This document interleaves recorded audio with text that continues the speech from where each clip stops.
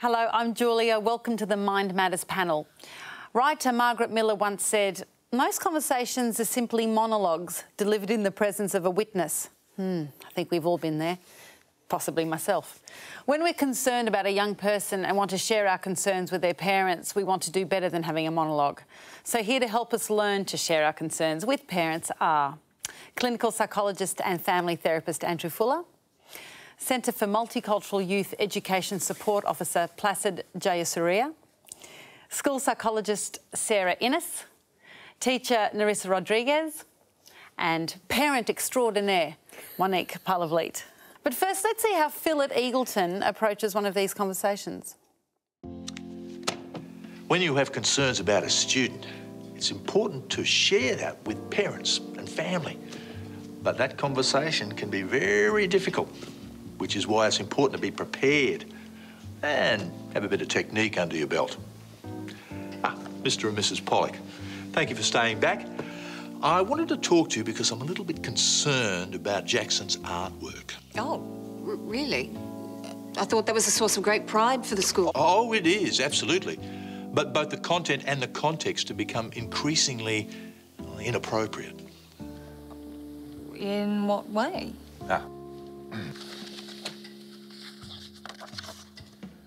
Oh, my. And there are quite a few of these. As you can see, what started out small has become increasingly elaborate. Are you sure it's Jackson? Oh, I'm sure. I caught him drawing on the back of my jacket when I was on playground duty last week. I have to say, on a technical level, our art department is particularly impressed with this piece. Such attention to detail. You want us to punish him? No.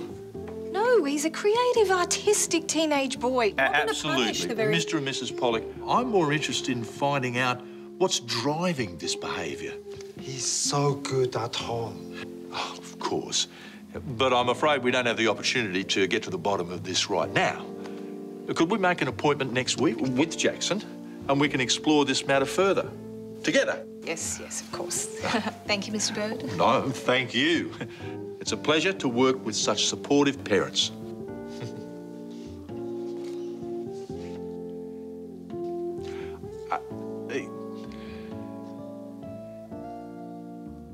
Jackson.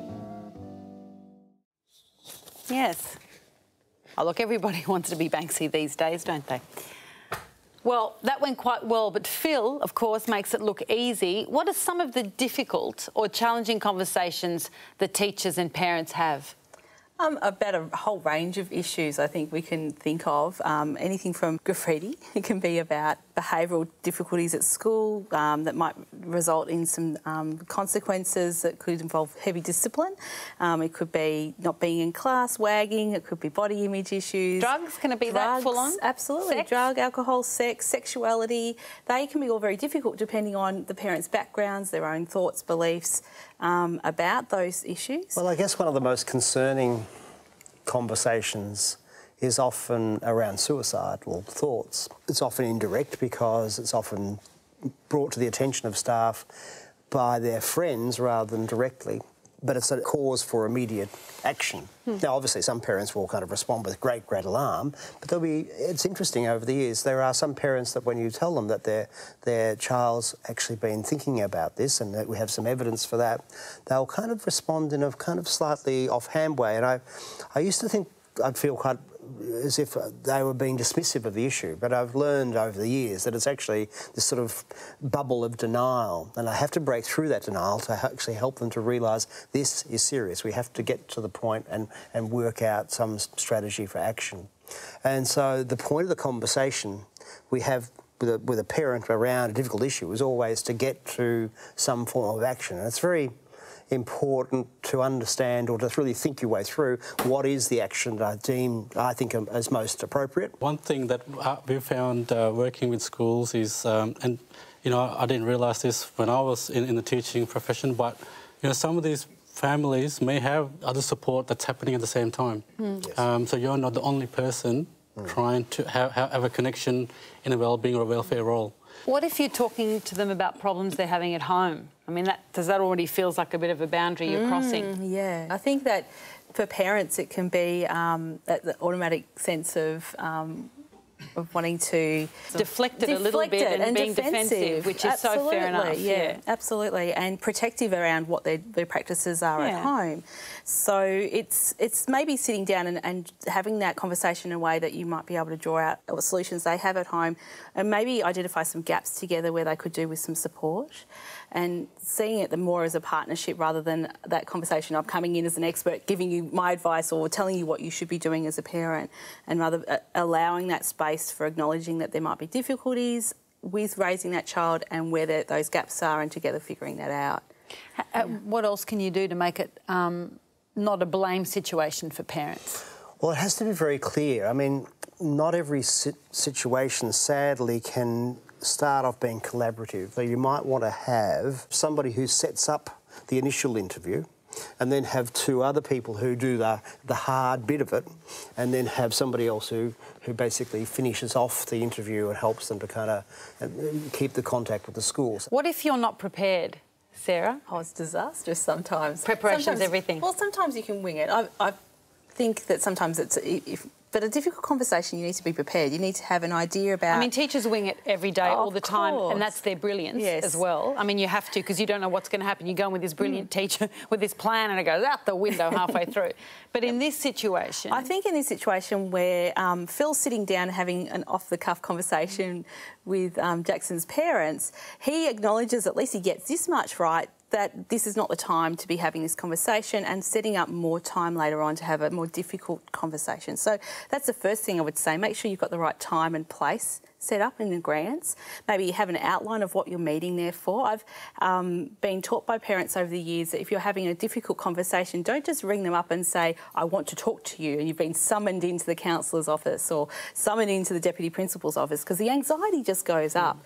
So having a little bit of agenda, like Phil says, we need to talk about this. I'd like to have an understanding about what's happening, how we can support your child. I think that's really important, that you've already set an agenda, even emailing that out to a parent before they come in, so then they know that they're prepared a little bit emotionally for that, and they can come in and talk a bit about from their point of view. And the anxiety it will still be there, but it won't be as strong. Should the student be involved there? It depends on what things. Of course, you don't want a student involved when it's regarding some discipline issues that perhaps you need to lash out some consequences, or maybe the parents would like to talk more about their relationship at home with their child. Yeah. But I think there are some times where you need the child that involved. Talk first. Yes, Sometimes it's the language barriers. You might attempt to use a student to interpret for you, and in some cases you can't do that. Yeah, exactly. Again, it depends on the situation, and you know, it's very easy for a family and for the school sometimes to use a student for the translation. It's quicker, it's there, ready to go. But, you know, having those difficult conversations, you just need to be really, you know is this the right place for this young person to be? So maybe it's not fair for the parents themselves, because the young person may not be translating it properly. Wow. I didn't even correctly. think of that before. I'm so naive. I've gone, of course they'll say, I'm in trouble because I cheated. Of course they're not going to say, I'm in trouble because I'm pretty. But even some of the concepts to translate could be difficult for that young person. So having a professional interpreter, or having your multicultural education aides, if you're lucky to have one in your school, so using those tools to support the conversation. So it's for both, really, for the parents and for the teacher. Right. Can I just say also, I think sometimes the reverse can be true too, that if the conversation is flowing, even if you had something else to go to, if it's something that could be rescheduled, then, you know, maybe excuse yourself. Because from a parent's point of view, if I was actually going, you know, I need to talk about stuff and we were getting into the conversation, I would hate to be told we have to do this at a different time. Like, obviously there's going to be times where it's unavoidable, but, yeah, I think it would also be good if the school's able to sometimes go with the flow and go, yep, we need to Continue this conversation's working, so let's have this conversation now. Now, how do you manage a parent who is angry or aggressive? I think it's important to make sure you look after yourself. So if you know already that there's some difficulties with a parent and they start to approach you, make sure that you're in a place where you can make a discreet and quick exit if you do need to. But also, difficult parents or more aggressive parents, it's really important to have someone else there with you to share that. I'll often ask if it's okay if I can have someone else come in, or just say, today we're meeting with so-and-so. Today we're just meeting as a team. So that way you're protecting yourself, and if that parent wants to lash out, you're safe. You're in a bit of a safer place. So it's important to keep your head and try and be calm, give them some space to say what they need to say.